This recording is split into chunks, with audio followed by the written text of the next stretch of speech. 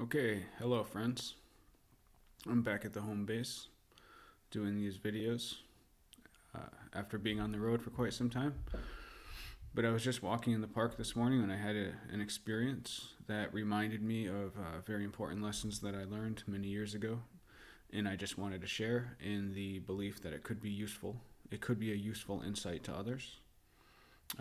It's in regards to the teachings of GI Gurdjieff, who was a seeker, mystic teacher who was a big influence on me when I was a teenager. My experience this morning brought to mind a lot of what I learned from him and his various pupils, like Spensky and J.G. Bennett, etc. Before I go on, I do want to stress that I'm not trying to pass myself off as a spiritual guru or anything. I'm definitely not. But I am somebody who is always trying to improve myself, and this is something that has helped take me from a wretched, pathetic,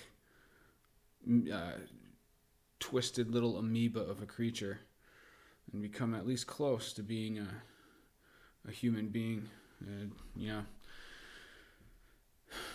It's helped me, but I'm not trying to pass myself off as a Gurdjieff or a guru interpreter of Gurdjieff. These are just lessons that I've learned that helped me. So the experience that I had while walking in the park was I was practicing this method. I don't even know what the name of it is, and I forget now where I even got it from. But as you walk, you project your consciousness. You imagine your consciousness is outside your head, around where your third eye would be. It sounds very weird, I know, but it's a fun experiment. And I do consider myself a spiritual, psychological experimenter. I just try things. I'm a pragmatist in the truest sense, with a capital P, the William James philosophy. If it works, it works. So I try things, and this is something I've tried for a while with amazing effects. What happens is you pretend your consciousness is outside your head. I like to do it while I'm walking at the park. I find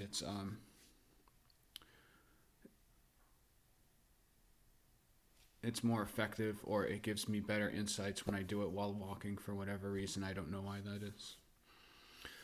But when you do this, and again, you don't have to believe in any of the mysteries of consciousness. You can believe that consciousness is nothing but a byproduct of our mental processes. You can be a materialist, and this technique will still work. It doesn't matter. I'm not personally a materialist, but if you are, it doesn't really matter. You could just consider it a mental experiment. What I do is I pretend my consciousness is outside my third eye, outside my forehead, basically, and I just imagine it like this swirling vortex of awareness. And the interesting thing about that is that when you do that, or when I do that, and I trust everyone will, and I didn't invent this. I got this from some spiritual teacher. I don't remember which one. But what I experience while I do it is that I can experience myself. I can experience my consciousness as separate from my body, and not only my body, but the more basic and primitive and robotic parts of my brain, which feeds into the experience that I had this morning. So I was walking on the bridge and I was doing this awareness eye, this floating awareness eye outside my head. And there was a man coming up ahead. He came around the turn. I saw him. And like I said, when I do this, it's like my awareness is outside myself, watching myself. And so what I saw in my brain automatically started anticipating saying good morning to this person, right? It was a reflex, just like if you touch a hot stove and you pull your hand away, it's automatic. That's what happened to me, and I was able to see it in real time. I was able to see this like script in the back of my mind come up and say, get ready to say good morning to this person, because that's what we do. That's what this person that I call Jeff Suak does. I'm a good morning person, eye contact, I acknowledge somebody. And that's obviously nothing wrong with that. I actually think that's a good quality, and it's a good habit that I would want to maintain. But the interesting thing is seeing that it's not conscious, because when you're not watching that, it would feel conscious, right? Like I would see the person and I would say good morning, and I would think in my mind, yes, I saw that person and I chose to say good morning. But that's not really true. Like, I saw that this morning. That's not true. What happened was somebody came into my frame, and it was in such a situation that I ran through the mental processes in my brain and said, I am going to say good morning to this person because this is what I do. It was a reflex, which got me thinking to Gurdjieff, because Gurdjieff taught that people are basically robots. That we can be more than that. It takes a tremendous amount of work to be more than that, but that by nature, people are essentially robots. We are stimulus reaction machines, and his whole teaching is getting a person out of that robotic mindset and becoming a truly conscious human being, which refers back to what I said about being this pathetic amoeba and then being something close to a human. When I say that, I'm kind of framing it in the idea of humans as put forth by Gurdjieff in what we're capable of and being truly conscious and truly aware beings. So it got me thinking to Gurdjieff in general, and he has some very valuable teachings directly related to what I just shared. So he had a process called self-remembering, which I personally, that term always drove me crazy because it's a weird term. To me, it needlessly complicates it. What it basically, self-remembering is just being aware of yourself. It's basically doing what I just said with the consciousness outside yourself and watching your own reactions and your own robotic tendencies. And, well, okay, so self-remembering is being fully conscious in each moment. But getting there requires studying yourself from the outside so that you are not what Gurdjieff would call not identifying. Okay. And that is the core lesson that I think is here. So I saw this person. I had this idea. Say good morning, Jeff. That's what I do. Now, that's not a bad impulse at all.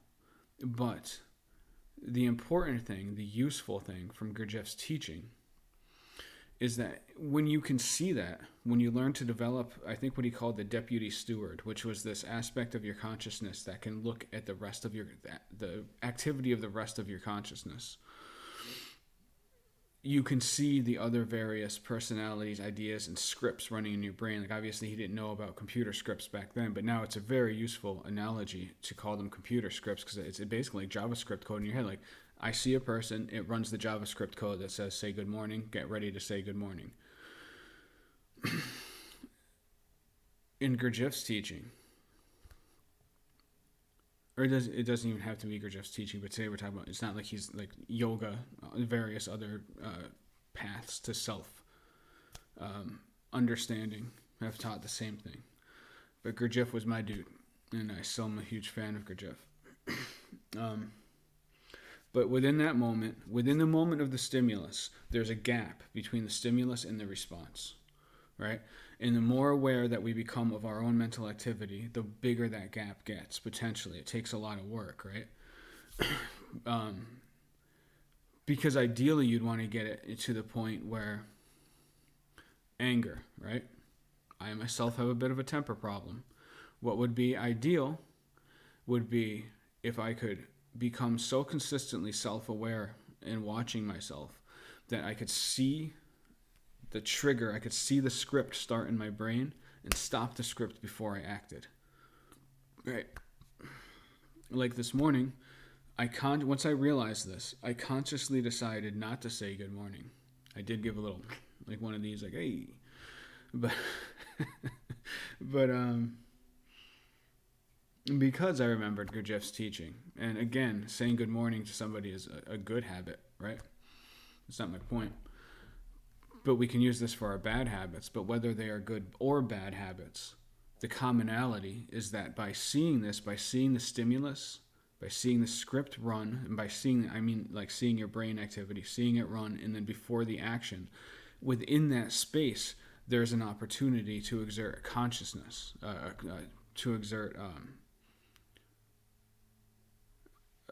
a conscious stop to the script, if we so choose, right? And within that, and the more that we live in that space, and the more time that we spend in that space, the less enslaved we are to our impulses, our scripts, and the more conscious that we can be. It's a very useful technique, a very useful idea, and it's very difficult. You have to exert a lot of mental and emotional energy. And even after I have periodically through my life, I'm still a totally, flawed reactionary being, but I'm less so than I was. I have grown and improved, and this isn't about me, though. I'm making this as a point to share with people for a method that you could use to better yourself. Put your consciousness outside yourself. Act as though your I is floating here and watching your more primitive brain processes. And you can see these scripts running. You can see them running in real time. And when you do that, you can then see the gaps between the stimulus and the scripted response. And within that gap, there's an amount of freedom.